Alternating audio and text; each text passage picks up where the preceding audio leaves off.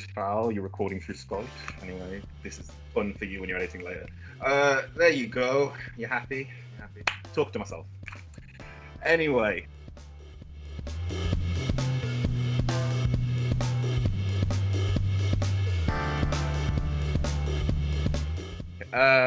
So you've stumbled onto Sat Surprise.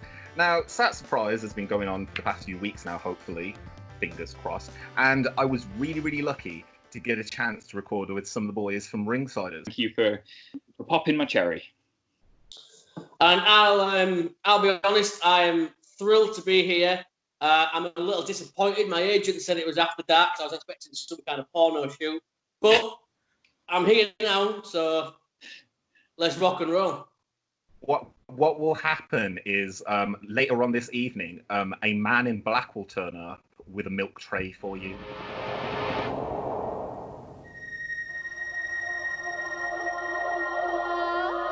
And all because the lady loves Cadbury's milk tray. So just wait on that. Yeah. The problem is obviously social distancing. Thing is social distancing, so we will pop it on there, ring the letterbox, and it'll run away. It's knocked all run, but in a fun way. I'm fine with that. And we're recording a brand new series called Fowl After Dark. #FAD. This is the latest fad for you. Today, we're going to be kind of breaking down something that I spoke about on the Weekly Wrestling Recap a few weeks ago, and it's about Chris Jericho.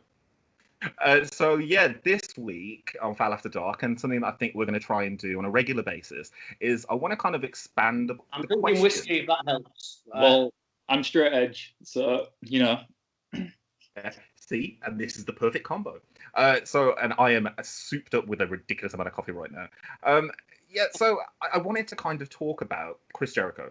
Now, Chris Jericho has a platform, a massive platform. He has the Web of Jericho, he has the podcast, and of course, he just has a voice which people listen to. Now, I want to start with you, Jamie, if we can. And, you know, obviously, there's almost like a tradition of people leaving the WWE and then going onto the Jericho podcast. I wanted to kind of ask you, why do you think that is? I think Chris Jericho, I put him up there with The Rock. He has that mainstream appeal. And I think these guys know going on there, they're going to get heard, they're going to get the point across. I mean, I actually pressed pause before we recorded. I'm listening to his recording with the Revolt, the Revival. I don't know what I'm allowed to call them. Am I going to get sued? What am I calling them? Are they the Revival? The Revolt? The Revolt, yep.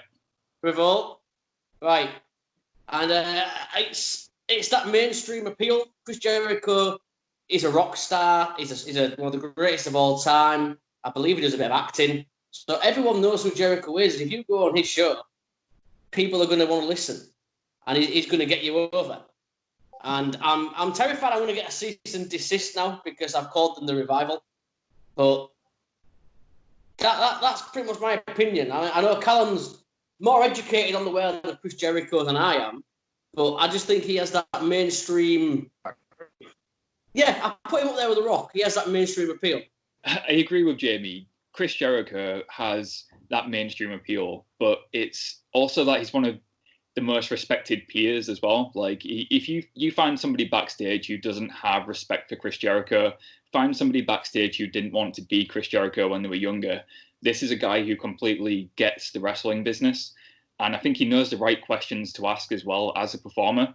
So if you go on the Chris Jericho podcast, he's going to get your story out there. He's going to ask you the right questions. He's not going to throw you under the bus. Any podcast I've listened to of Jericho, he's always just asked them the questions they're comfortable with. But because they feel comfortable talking to Chris Jericho, they always open up and they'll tell you about the time in WWE. They'll tell you what they want to do in the future. And that to me is because they respect Chris Jericho. It's not like, we're a podcast too, but you're not going to find the Revolt coming on Ringsiders podcast. They're going to want to go to that platform which reaches as many people as possible, and with somebody with that name value of Chris Jericho. There's no better combination.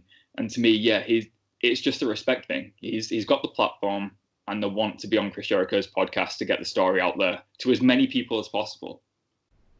Absolutely. I mean, it's something that I mean, I would disagree with you guys putting yourself down. I mean, there would always be a chance the Revolt would come and see you guys. I mean, they're directing their own narrative. They're choosing their own narrative, and it's something that we could easily talk about. The stuff that's happening with EC3 and his connection to the Revolt, which just happened today. I don't want to delve too deeply into that. But if you're listening to After Dark, then this is something that these guys chew on every single day over on Ringsiders Roundup. So this is probably something that they will talk about in time. But there's something that like is just so otherworldly about Jericho. Like he's been there all the time, and just as you're saying, Callum, and just as you're saying, Jamie, he is that rock star. Like he's the wrestler that a lot of wrestlers, when they got into the business, wanted to be. You know, you look at someone like Omega, you look at Kenny Omega, and I think he's probably the biggest example of this. Now, when I first really discovered Omega, was probably around the time like he was blowing up massively in the Elite and stuff. And the similarities between his story and Jericho's story, both from essentially the same town, both essentially went the same route. The only left turn in their life was that Omega didn't choose the WWE. But other than that, they're very similar. I think that a lot of people respect that, and they respect that he has gone on that journey. The other thing that I kind of wanted to bring and ask you guys was, do you think that it's appropriate that Jericho is in that position? And I want to start with you this time, Callum, because it almost puts him in a weird position. People come to him, and now obviously he's outside of WWE as and I called it their exit interview. So do you think that's appropriate for him? Yeah, I do, because I think Chris Jericho, as a brand of his own, is kind of not above wrestling, but he's in a position where he's well known enough and established enough to be his own brand, separate from wrestling too. So you're not just doing a podcast with a wrestling podcast. You're doing a podcast with a separate entity, a separate brand, which is Chris Jericho. He's not just going to talk to you about wrestling. He's going to talk to you about music and everything in between. So I think it separates him enough from wrestling that he can do that wrestling exit interview, but also make it completely different at the same time. I don't think it would work for anybody else, if you ask me. I don't think it would work for even a Colt Cabana, who was a big name in wrestling. I think you have to be Chris Jericho. And I can't say I've thought about this before until you've actually brought this up today, Fowl. But Chris Jericho is in a special position. And I don't think anybody else has that or will have that for a long time. And I can't put my finger on why, but there's something about Chris Jericho which just makes it like, okay, so this person's left WWE. And the first thing you say is, oh, I can't wait for them to go on Jericho's podcast. But because you know he's going to ask the right questions, I think. You know he's going to get the story you want to hear. And he's going to get that soundbite, which is going to get all the views. And for me personally, I can't wait for him to interview Heath Slater, somebody who, wasn't used a lot in WWE correctly, if you ask me.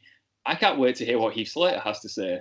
But I don't think anybody else would get the true story out of him other than Chris Jericho. Well, actually, that's great. Like that. Let's push on to the next part of this, because I think, Jamie, you could probably answer the next bit of this, because Callum's got that. I think that with this, you're talking about, a very unique position. And do you think, and I want to kind of follow on from from Callum's point there, do you think there is anybody else outside of wrestling maybe that you would compare to Jericho in that kind of same vein? Thinking about podcasters out there, I'm thinking about, I can't think of any names, but, someone in the mainstream that could do the same kind of job. I don't think so, no. I think he literally has it all. Like Callum said, he won't just talk wrestling, he'll talk to you about music. And you look at his podcast, he did one of the very last interviews with Lemmy, who is God to me. But then I saw a week later, he's got Bigfoot researchers on and UFO experts, and he transcends every genre. So he's going to get you across, and he's going to get you over. People are going to be like, oh, these people that aren't necessarily wrestling fans are going to know who you are once you've been on Talk is Jericho. The guy got a fucking scarf over. He's going to get you over on his podcast. So I think he's the perfect guy. The guy got a clipboard and a pen over. Come on, like a clipboard and a pen, which I bought from WrestleMania Access and paid $30 for. And he wonders why he can't feed himself. That's why, Callum. That's why. Yeah. He's going around. He's the kind of guy, Jericho, I could imagine. Yeah, like his wife sends him to the shops, and she's like, "Go and buy some milk and eggs. That's all I want is milk and eggs." Yeah. He comes back with a variety of different things, and she's like, "What's that for?" "Oh, it's gimmick stuff for later on. I just saw this celery, and I've got a really good idea. I've got an amazing idea. Like, are we eating it? No. Get celery over next week." And he will. He will. That's how he see it. He would get a stick of celery over. Like, I want Jericho to like be in charge of like Minute Maid orange juice or something. Yeah, like I want him to be the face of orange juice because he'd get it over. Like, and you know, like obviously that in AEW would probably go to Orange Cassidy, but I'd like Jericho to do it just to mess with him a little bit. Like, just make it a storyline, kind of like the one that Kurt Angle and Edge had, like about the Japanese hair thing. They had like hair commercial way back. I would love to see that as a gimmick, and Jericho lose that to Orange Cassidy. Orange Cassidy doesn't care. That's a great feud. I mean, we appreciate the fact that not that long ago, Chris Jericho was having a mini feud with a fucking drone. I mean, he was getting Vanguard over. It was comedy gold. The guy can do everything. The love that we all have for Chris Jericho is probably one of the major reasons why we listen to his podcast. The second that Revolt podcast came out, I listened to it on the way to the shops. And there were a few podcasts out there that I'll listen to like a few days later.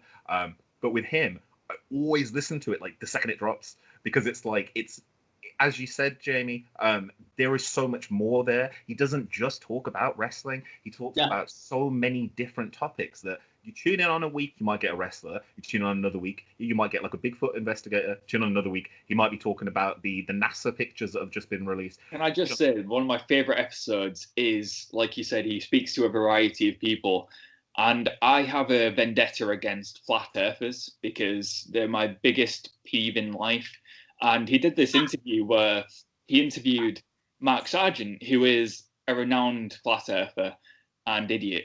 And he spoke to him, and he does it in such a way that he was actually like saying to Mark, "Yeah, you're actually convincing me a little bit here, great argument." You knew he thought it was bullshit, but Chris Jericho managed to buddy up to him so much that Mark Sargent was just spewing everything out and opening up to him. I was like, that's a brilliant interviewer. I can confirm as well, Fowl, I've been sat in the pub next to Callum while he has been arguing on Twitter with a variety of flat earthers all at the same time. I've debated the best. He's still getting more and more pissed as the night goes on, and he's arguing with all these flat earthers. It's the greatest thing you'll ever experience. This, is either how you get AJ Styles on the podcast or how you never get AJ Styles on the podcast. It's like, I would have a debate on flat Earth, and it's just like, I'm not worth it. But like, hopefully you guys will see that in video. You're listening to Radio Fowl.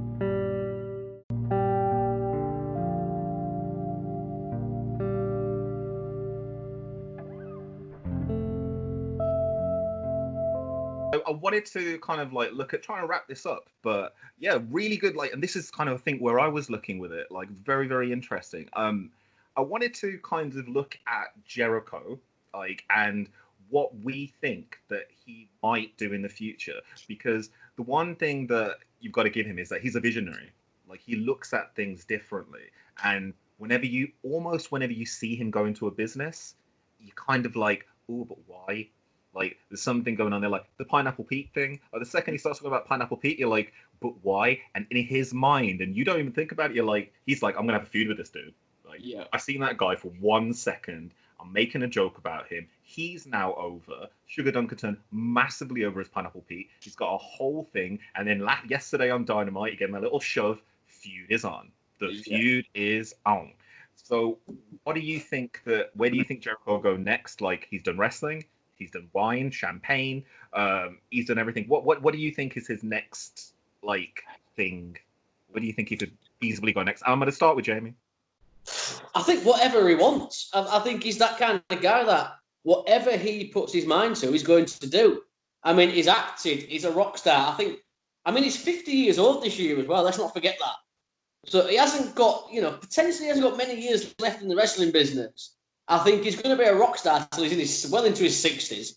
But I think he can do whatever he wants. And like you talk about his podcast, it's almost like he's got his own TV talk show on a podcast. You know, you see in America, like you have like the late night and Conan O'Brien and all that kind of stuff. I think Chris Jericho could very easily have his own TV talk show and have guests from all different genres, you know, music, television, the lot. I think he's just that good. I think he's a lot, again, I go back to The Rock. I think he's a lot like The Rock. As in, Chris Jericho puts his mind to something and Chris Jericho makes that happen. Yeah. I think whatever he wants to do, he's going to do. And he should come on Ringsiders and Fowl Original as well, if he's listening to this. I mean, of course he's listened to this. He would have definitely be one of my $1 Patreons, I'm assuming. I mean, obviously. So, Servine has subscribed. Yeah. Exactly. I'd be more disappointed if the whole family didn't do it though. Like, I'd want all of them. I want all of the kids. And like, why are you doing this, Dad? Why are you following this dude? I don't know, but he's going to be a big thing. $1 from them, but I'd want $1 Canadian because I think it's worth more. It's worth more, yeah. Anyway, same question to you then, Callum. Where do you think Jericho's going to go next? I personally think he sticks around in AEW for about another 3 years. Personally, I think he's going to help it become an established alternative. I don't like the word second promotion, or like they're not trying to beat WWE. They want it to be an alternative, and I think having that Chris Jericho name establishes it as an alternative. And a legitimate alternative, because realistically, without Chris Jericho, I don't think it would have been taken as seriously from the start. So you start a company with Chris Jericho, you start with some legitimacy. And I think that's what he's doing right now, is helping build up AEW. So in a few years' time, he might decide that he wants to go back to WWE. That might be where he wants to wrap it up. And that might be where he sees his home, because let's face it, he is a future Hall of Famer. So that might be where he ends up. But for now, I don't think he has any other goals in mind other than AEW. And that's exciting for me because I like to know he's 100% in. I want him to be around for a while. There's so many people he could feud with. And like you said, all he did was say Pineapple Pete once. And now everybody knows who Pineapple Pete is. He got him over with one name. And that's just the value of Chris Jericho. Wherever he goes next, he's going to have a lot of eyes on him, because if he does go back to WWE, he'll be a different Chris Jericho. We don't have the same Chris Jericho week to week. Imagine what it's going to be like in 3 years' time. Like, who are we going to be watching? It's going to be a completely different Chris Jericho, and I can't wait. So, yeah, if you ask me, I think he sticks around in wrestling for at least another 5 years or so, and at least another 3 years in AEW. So, yeah, I can't wait. Well, that was the first ever Fowl After Dark. Wait, I'll cut this in later, maybe. I don't know. But yeah, that was actually, you know what? This is probably the point where I go Fowl After Dark. Yeah. But yeah, thank you so much, guys. Before you go, obviously, where can we find you? Like, what are you up to at the moment? Bearing in mind this might be released in like a month or so. You can find myself on Twitter at Hooch McGraw, and you can find me on Instagram also at Hooch McGraw, and you can find Ringsiders on YouTube at Ringsiders Wrestling. So pretty, the way he just says that. Look at him. And I am on Instagram and Twitter, RedWolfJB. I have nothing else because I don't understand most things. You have to plug your TikTok. Well, I've only got it to watch 2 people. I don't actually do anything with it. To be fair, when someone says plug the TikTok, it sounds rude now. Like, it sounds rude. It's like we basically interviewed Shazza McKenzie, and I said I would get TikTok for her. So I got TikTok for Shazza McKenzie. I will not use it. I do not understand it, but I got it for her. There you go, Shazza. Jamie got TikTok. I've never been asked before, where can we find you? It's usually me asking somebody else. So that means a lot to be able to actually tell someone where they can find me for a change. Thank you.